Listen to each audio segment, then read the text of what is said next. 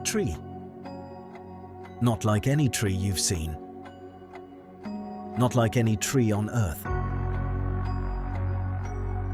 The trunk rises, then branches. But not upward, outward, spreading horizontally, forking, dividing, creating a canopy shaped like an umbrella, turned inside out by wind, or a mushroom, or a spaceship, or something from another planet. Beneath the canopy, nothing. Just trunk.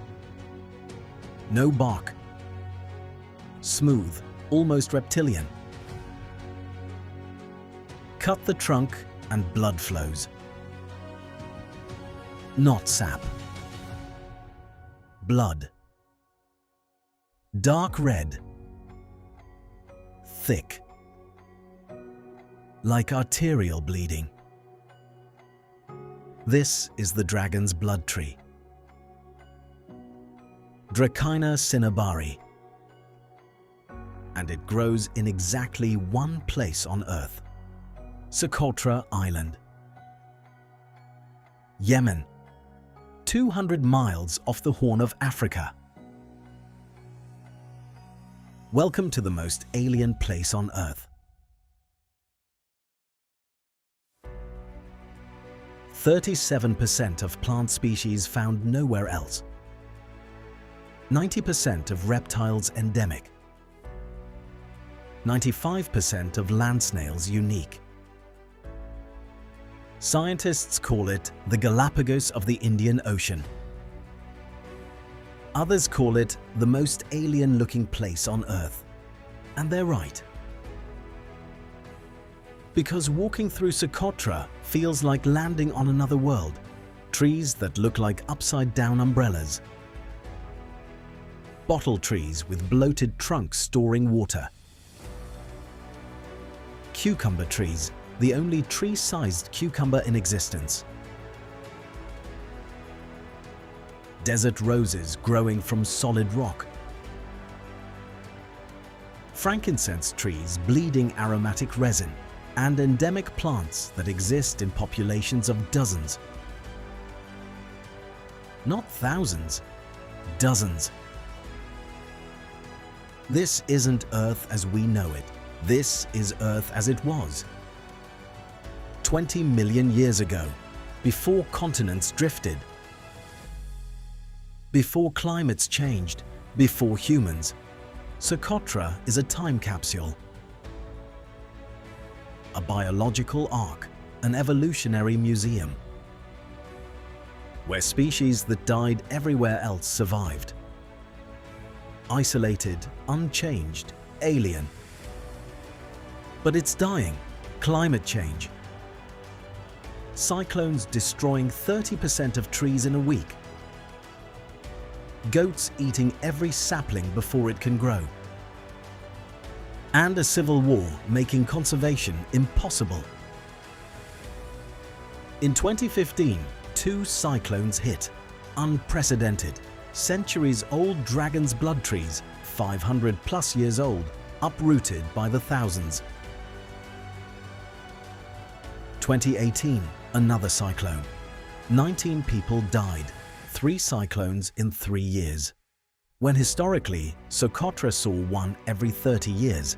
This is the new normal, and the trees can't adapt.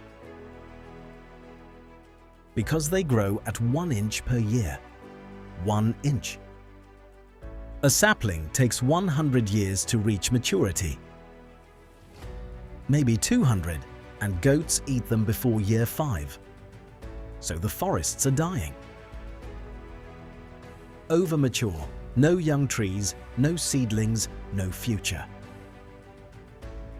Scientists estimate dragon's blood trees will lose 45% of remaining habitat by 2080. That's not a prediction, that's trajectory. This is Socotra, where evolution created something impossible, where isolation preserved the ancient, and where climate change is destroying what survived 20 million years. The most alien place on Earth. And it's disappearing. Stand beneath a dragon's blood tree. Look up. The canopy spreads above you. Dense, packed, thousands of needle-like leaves clustering at branch tips. From below, it looks like an umbrella. From above, a perfect mushroom cap. And it's ancient, not individually, though some trees are 500 plus years old, but evolutionarily. Dragon's blood trees belong to a lineage that's 20 million years old. They're relics, survivors from when Socotra was connected to Africa and Arabia. Then tectonic plates shifted. Socotra drifted. And the species that lived there were cut off. On the mainland, they went extinct. Outcompeted, climate changed, habitats shifted. But on Socotra, isolation preserved them. The dragon's blood tree survived. Unchanged for 20 million years, its shape is functional, not decorative. The umbrella canopy captures fog and rain, channels water down the trunk into the root system and creates shade, preventing evaporation, allowing other plants, ferns, lichens, mosses to grow beneath. It's an ecosystem. Each tree supports dozens of species, including 12 endemic reptiles, geckos, chameleons, snakes. One gecko, Hemidactylus dracanaculus, lives only on these trees. Nowhere else. Not on other trees, not on rocks. Just dragon's blood trees, which means when the trees die, the geckos go extinct. And the trees are dying. The name comes from the resin, blood red, extracted by wounding the bark. Ancients believed it was literal dragon's blood, from dragons killed fighting elephants. They traded it across the Mediterranean. Greeks, Romans, Arabs used it as dye, medicine, varnish for violins, even toothpaste in the 18th century. Today, Socotrans still use it to dye wool, glue pottery as lipstick and breath freshener, and tourists buy it. Small vials, $20, souvenir of the island. But harvesting damages trees, wounds that don't heal, infections, weakening. And with cyclones intensifying, weakened trees fall first.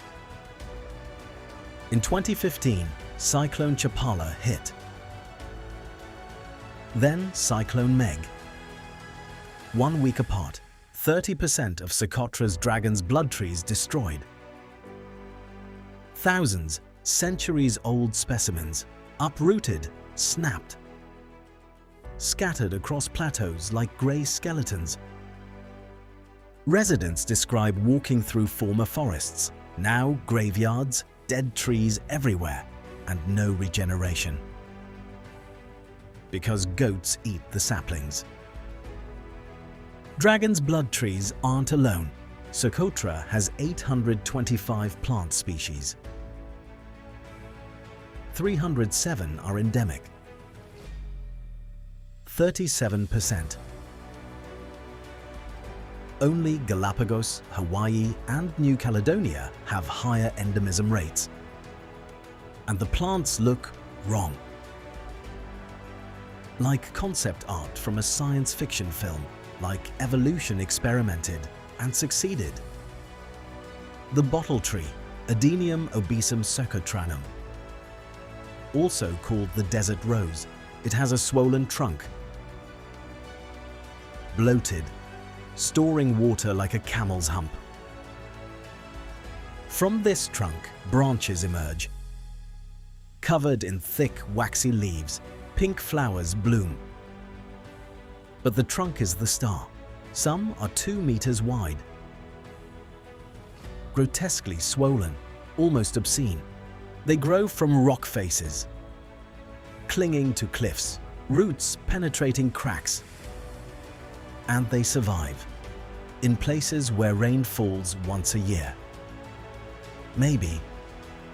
The cucumber tree, Dendrosicyos socotranus. The only tree-sized cucumber in the world. Cucumbers grow on vines, ground level. But on Socotra, they grow 6 meters tall, tree form, trunk, branches. It looks like someone scaled up a cucumber plant 100 times. Impossibly, and the Dorstania gigas, a succulent tree that looks like an alien hand. Thick, fleshy trunk, topped by a crown of leaves arranged in a spiral. Each leaf broad, flat, architectural. It grows on limestone cliffs in full sun where nothing else survives. Then there's the frankincense, Boswellia socotrana. 8 of the world's 24 frankincense species are endemic to Socotra. 8. They have twisted, gnarled limbs, peeling bark, and bleed aromatic resin when wounded. Burn the resin and it smells like churches, like antiquity, like the biblical gifts to Jesus. Socotra was likely a source of ancient frankincense, traded to Egypt, Greece, Rome. The Periplus of the Arabian Sea, a 1st century trading manual, mentions Socotra's exports, including frankincense and dragon's blood. For 2,000 years, these plants sustained trade, economy, culture. Now they're threatened: overgrazing, climate change, cyclones, tourism, and a complete breakdown of traditional land management. Historically, Socotrans practiced HEMA, controlled grazing. Certain areas rested, plants recovered, but HEMA stopped. No enforcement, no incentive. So goats roam everywhere, eating everything, including rare endemic saplings. Scientists surveyed forests, found them overmature. Old trees, no young trees, no seedlings. It's a death sentence. Delayed, but inevitable. Socotra's animals are as alien as its plants. Start with the birds. 178 species recorded. 6 endemic, including the Socotra sparrow, bunting, starling, sunbird, warbler, and cisticola. But the real star, Egyptian vultures. Socotra has the highest density of Egyptian vultures on Earth. They're everywhere, circling overhead, perched on cliffs, scavenging. And they're important, cleaning up carcasses, preventing disease. But tourism is changing behavior. Vultures are scavenging campsites, becoming habituated, losing fear. It's subtle, but problematic. Then there are the reptiles. 34 species, 31 endemic, 90% endemism, including the Socotra chameleon, color-changing, slow-moving, tree-dwelling. The Socotra skink, fast, ground-dwelling, insect-eating. And 10 species of endemic geckos, each adapted to specific habitats. One gecko, Hemidactylus draconicolus, is critically endangered, lives only on dragon's blood trees. As the trees die, so does the gecko. Land snails, 96 species, 91 endemic, 95% endemism. They're tiny, colorful, and everywhere. If you look, most people don't. They're not charismatic, not impressive. But they're indicators of habitat health, of ecosystem function, and they're declining. Habitat loss, introduced species, climate change. Insects? 600 species, 90% endemic. Including dragonflies. 6 local terms in the Socotra language describe them. Because dragonflies indicate water, good water. Socotrans watch for dragonflies. Know where they appear. Use them to find streams. It's traditional ecological knowledge accumulated over millennia. But it's fading. Young Socotrans don't know the terms. Don't watch for dragonflies. Modernization is erasing knowledge, just as climate change is erasing species. And once gone, neither returns. Socotra isn't just terrestrial. The marine ecosystems are extraordinary. 253 species of reef-building corals, 5 endemic. 730 species of coastal fish. 300 species of crabs, lobsters and shrimp, 9 endemic.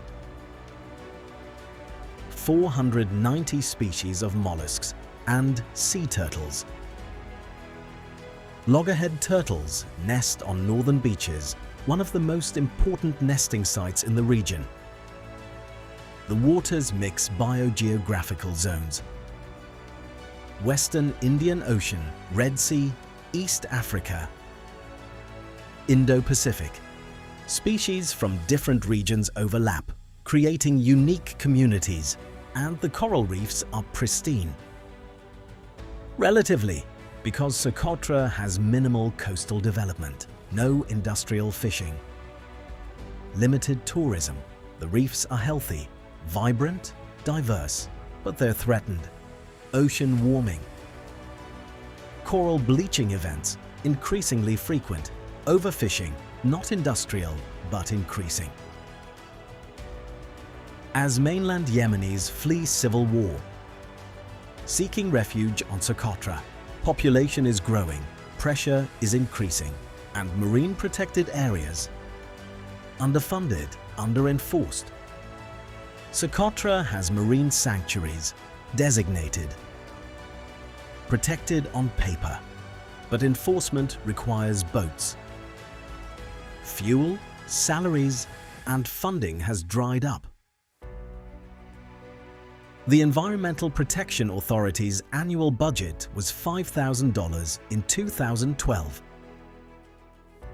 $5,000 for an entire UNESCO World Heritage Site.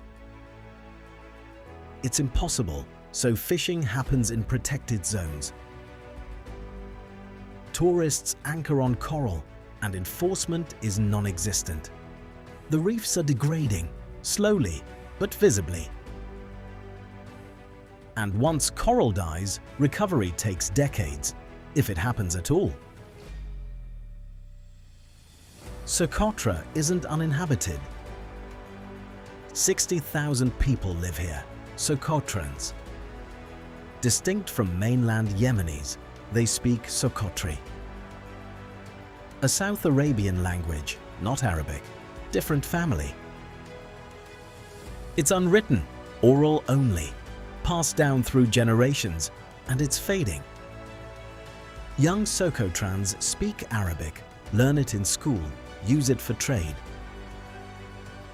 Socotri becomes a home language, then a grandparent language, then extinct. Linguists are racing to document it, record vocabulary, grammar, stories, before it disappears. Socotran culture revolves around livestock, goats, cows, camels. Herding is traditional, essential, economic. But it's destroying the ecosystem. Goats eat everything, including endemic saplings, rare plants, seedlings that won't regenerate. It's a tragedy of the commons. Each family benefits from more goats, but collectively, goats destroy the island. Solutions exist: fencing, controlled grazing, supplemental feeding. But they require money, organization, enforcement, and Socotra has none.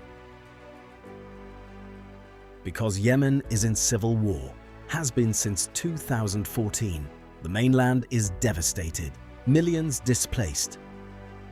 Famine, cholera, bombing. Socotra has remained peaceful, spared, isolated, but economically cut off. Funding disappeared, international support stopped, flights are limited. Abu Dhabi to Socotra. But only for those with UAE permits. Tourism collapsed. From 3,000 visitors per year in 2013 to nearly zero during war. Recently, it's rebounded. A few hundred adventurous tourists. Camping, ecotourism, they hire local guides, stay in family campsites, distribute dollars directly to communities. It's income, essential income. But it's fragile. One security incident, one kidnapping, and tourism stops. And Socotra's economy collapses. The Diksam Plateau sits in Socotra's interior. Elevation 600 to 800 meters. Limestone, rocky, windswept, and home to the largest population of dragon's blood trees. Thousands, maybe tens of thousands, covering hillsides. From a distance, they look like mushrooms, a surreal forest of umbrellas. And it's the most alien landscape on Socotra, which is saying something. The trees are old, centuries old. Some may be 500 plus years, but there's a problem. No young trees. Scientists surveyed, found forests full of mature and over-mature specimens. But almost no saplings, no seedlings. Why? Goats. Free-roaming goats devour every seedling before it reaches 5 years old.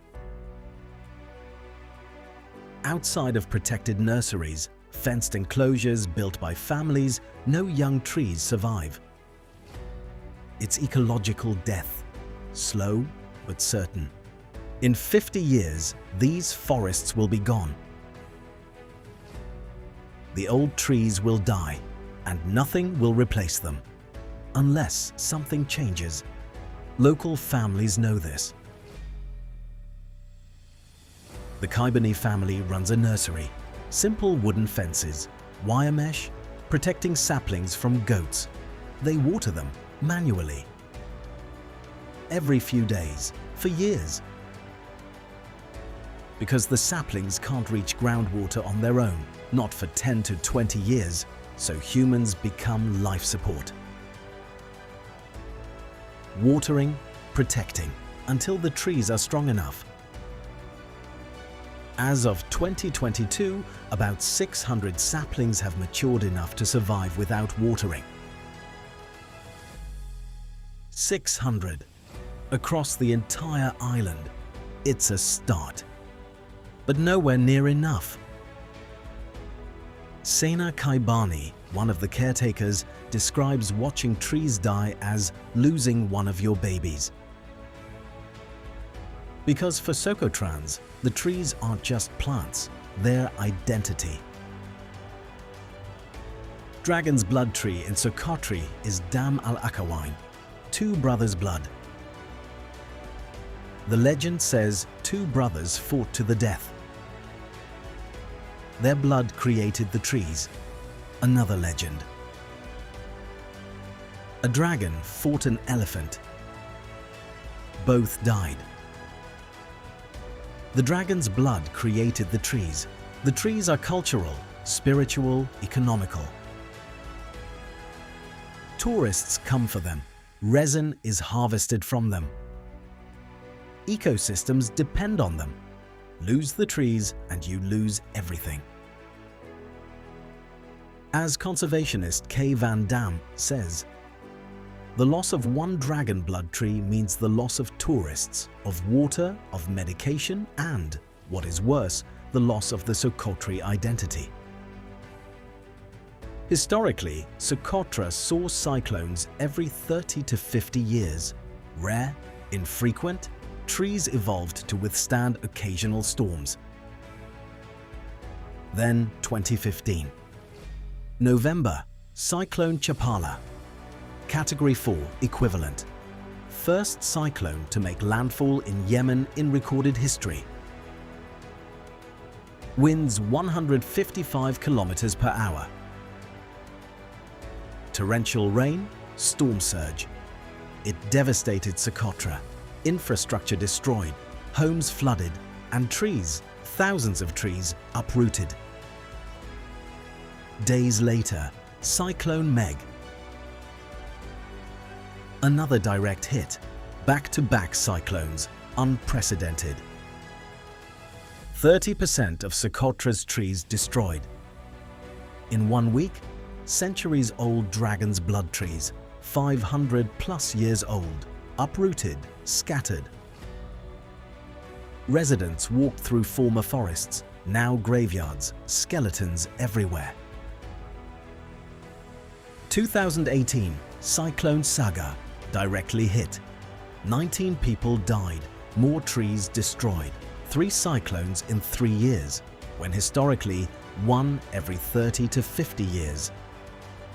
Climate modeling explains why. Warmer ocean temperatures. The Arabian Sea is warming faster than global average. Warmer water equals more energy, equals stronger cyclones, and frequency is increasing. Research in Nature Climate Change, 2017, shows severe cyclones in the Arabian Sea have dramatically increased, and projections, they'll get worse. Climate models all over the world robustly project more favorable conditions for tropical cyclones, says NOAA climate scientist Hiroyuki Murakami. For Socotra, this is catastrophic, because dragon's blood trees can't adapt. They grow 1 inch per year, 2 to 3 centimeters. A pine tree grows 60 to 90 centimeters per year, so a pine can recover from storm damage in a few years. A dragon's blood tree? Decades, maybe a century, and if another cyclone hits before recovering? The tree dies. It's a death spiral, accelerating. Scientists project dragon's blood trees will lose 45% of remaining habitat by 2080. Not from one cause, from cascading failures. Cyclones destroy trees. Goats eat saplings. Drought kills young trees. Habitat fragments.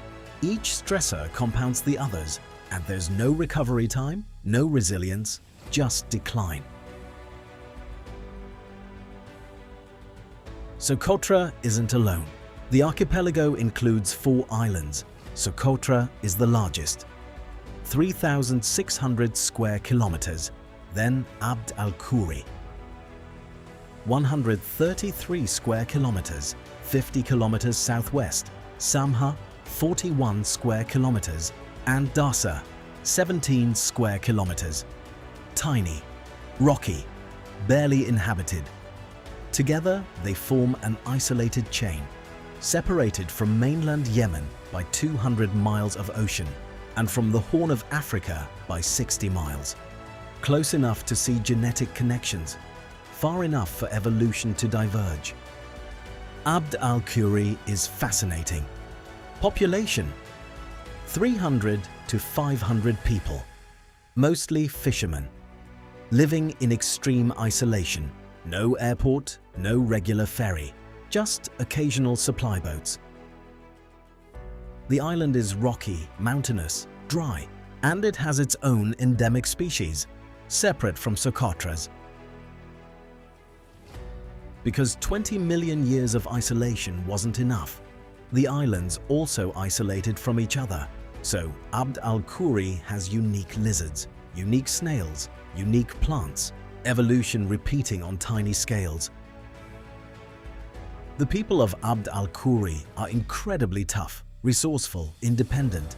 They fish, herd goats, and survive on almost nothing. No electricity, no running water, no medical facilities. If someone gets seriously ill,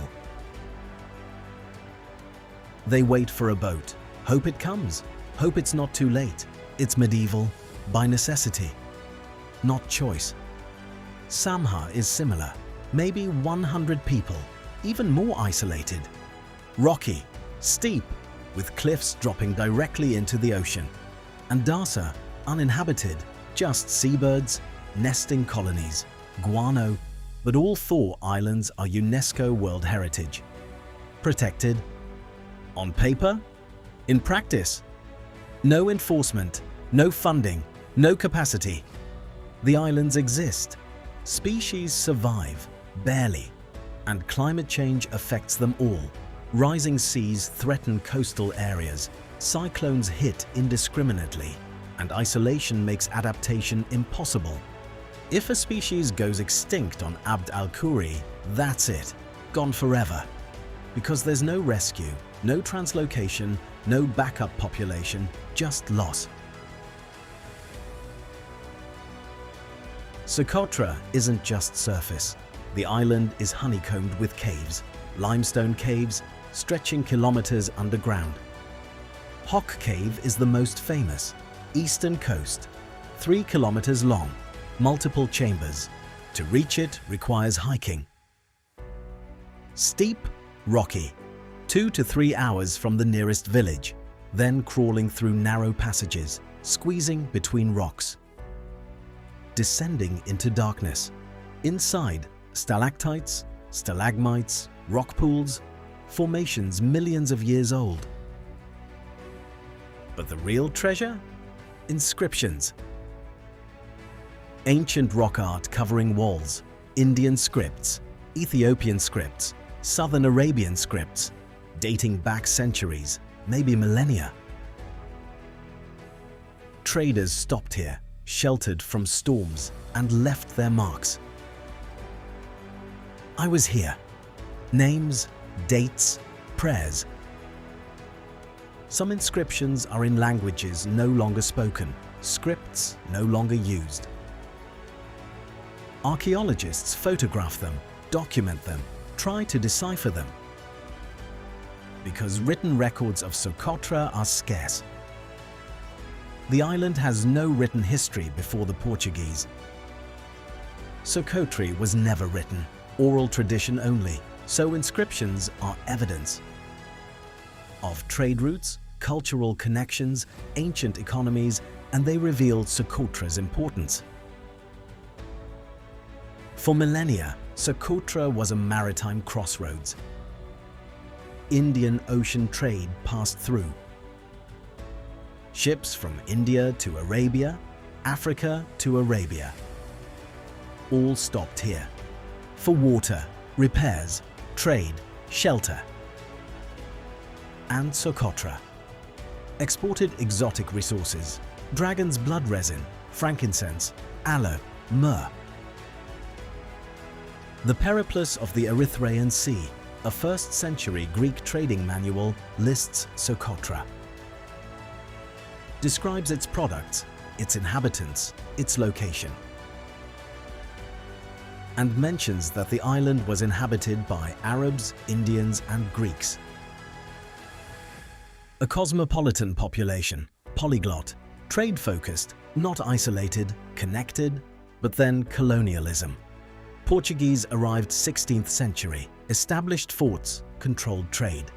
They recorded water buffaloes on the island, crocodiles, large lizards, species that no longer exist. Climate was wetter then, rivers flowed, wetlands existed.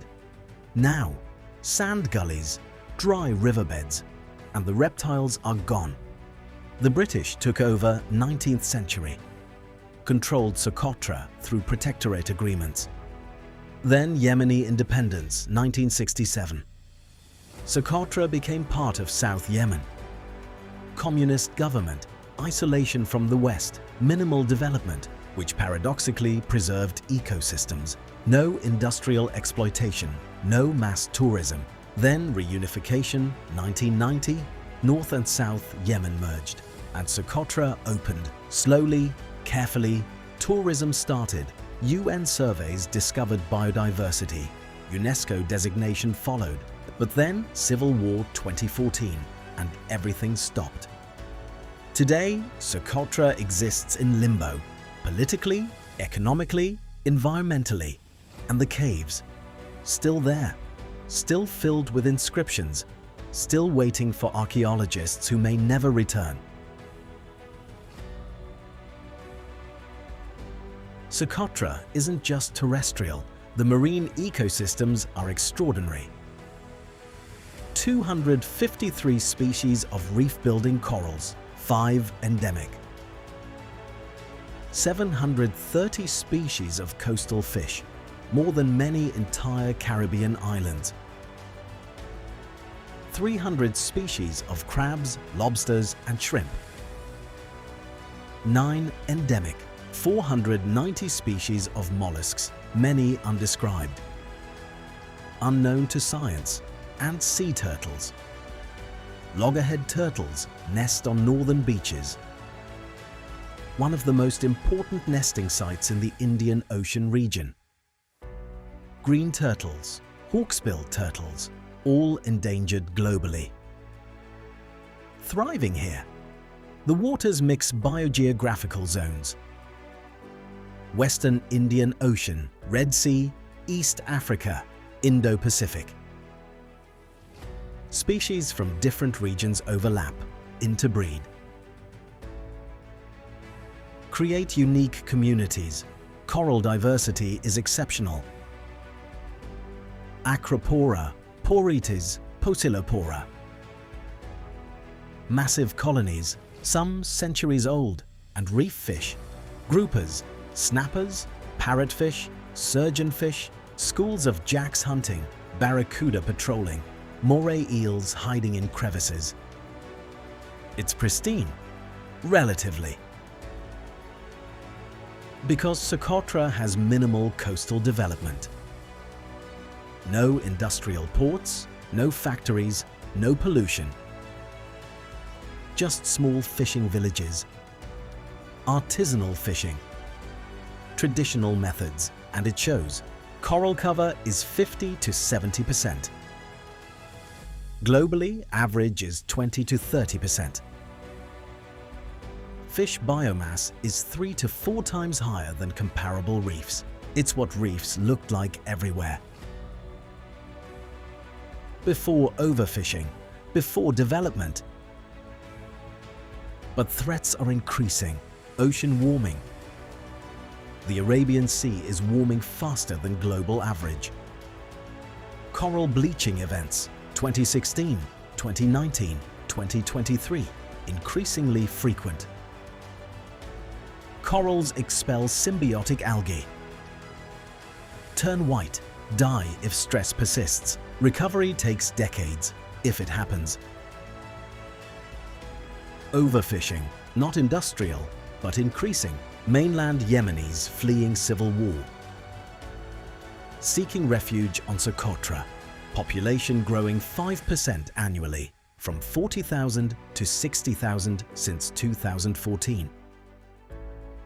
More people equals more fishing, equals more pressure, and methods are changing.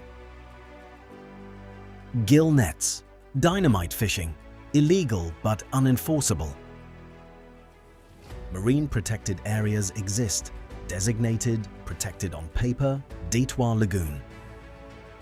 Dihamri Marine Protected Area, others, but enforcement requires boats. fuel, rangers, salaries. And funding has dried up. The Environmental Protection Authority's budget was $5,000 per year in 2012. $5,000 for an entire UNESCO World Heritage Site. 3,600 square kilometers of land plus marine areas. It's impossible. So fishing happens in protected zones. Boats anchor on coral. Turtles are poached and enforcement is non-existent. Scientists watch, document and see degradation accelerating. In 2024, a survey found coral cover declining 10 to 15% in protected areas. Not catastrophic, but trending wrong and accelerating. Because once decline starts, it's hard to reverse. Coral dies, algae covers substrate, herbivorous fish can't keep up. Algae spreads and the reef shifts. From coral-dominated to algae-dominated. It's called a phase shift, and it's often irreversible. Socotra's reefs aren't there yet, but they're heading that direction unless something changes. Socotra isn't just alien mountains and dragon's blood trees. The coastlines are stunning, world-class, untouched. Start with Detwa Lagoon, western tip of the island. A massive lagoon, protected by sand dunes. Crystal clear turquoise water, white sand beaches. From above, it looks computer-generated. Too perfect, too blue, but it's real. The lagoon is a marine protected area. Rich coral reefs, fish nurseries, sea turtle habitat, and it's threatened. Nearby Kalancia village is growing. Development encroaching, plastic pollution increasing, local fishermen report declining catches. Fewer fish, smaller sizes. It's subtle, but measurable. Then there's Eumak Beach. Endless white sand, no development, no people, just pristine coastline stretching for kilometers. Dolphins swim offshore. Sea turtles nest at night. Ghost crabs scuttle across sand. It's what beaches looked like everywhere, before tourism, before development. And it's fragile, because Socotra is opening. Slowly, tourism is increasing from nearly zero during civil war to a few hundred visitors annually. They camp on beaches, hire local guides, pay families for meals and accommodation.